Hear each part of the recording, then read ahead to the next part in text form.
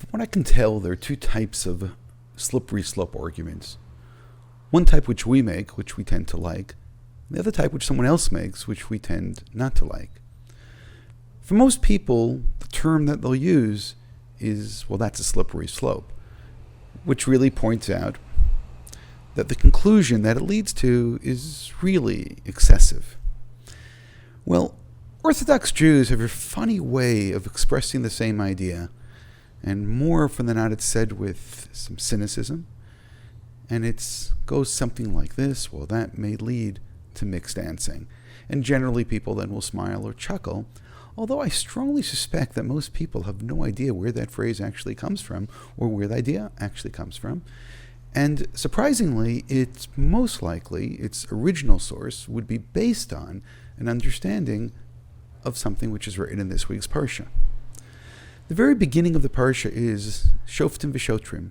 We need to appoint judges, and whatever a shoter means, a police officer, or perhaps somebody who can implement the rules or the decisions of those said Shoftim.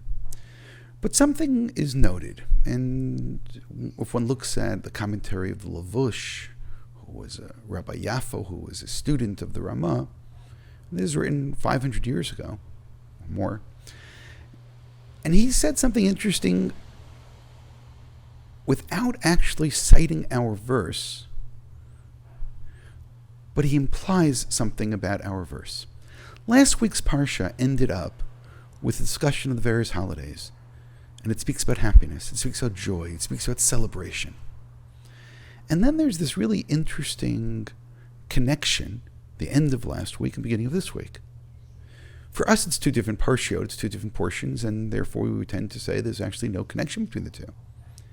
It is interesting that the chapter divisions, which we know are totally not Jewish, the Archbishop of Canterbury, saw this as part of the same chapter. And what Lavush is observing is the same thing, that there is a continuation between the two. What exactly is the issue? And this is something which is also hinted in the Talmud. That when there are celebrations, and when there's happiness, and I have to add one more word there, very often there's wine involved, intoxication, celebration. Sometimes people can make bad decisions. The Rambam already rules, and again based on the Talmud, that during times of celebration, during times of holidays, there needs to be some kind of what we can call today a tznius police, or some kind of patrol going around looking and seeing if there are people who, because of all of these elements, the happiness and the celebration and the alcohol, are doing things which aren't appropriate, or doing things which aren't proper. So this consideration of happiness of the holidays leading into put shoftim and shotrim is really the issue. Now, of course, this is quite interesting because in the context, the verses actually mean something completely different. On the one hand, there's going to be a national homeland, which is called Israel, and there's going to be a central place of worship. And the holidays are somehow reflected by this place of worship as well, including going up to Jerusalem and celebrating. Secondly, as a national entity, we're going to need judges and a police department and all kinds of other things. But nonetheless, the sensibility seemed to divorce the concepts from their nationalistic ideas and saying, okay, but what do these things mean on a completely different level? And once they were separated, it was seen as, well, look at the holidays on the one hand, and now let's take a look at the shotrim and shotrim on the other hand. So how did this get to mixed dancing? Well, one of the eminent rabbis pointed out that there's a very big problem about having dancing at all. Because when there's dancing and when there's alcohol and when there's music and all kinds of celebration, it could in fact lead to mixed dancing.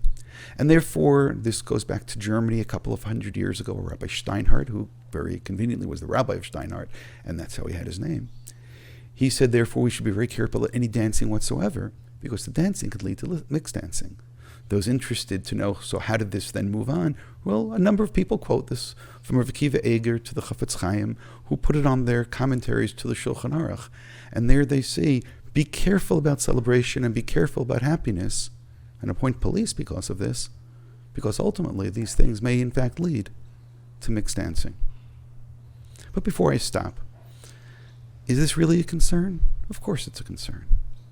As much as we like to be cynical, especially in a Me Too generation, especially when we realize how sometimes inappropriate behavior, inappropriate situations can lead to results which we're not really happy with. Perhaps this concern that certain things may lead to mixed dancing is something that we should take a little bit more seriously.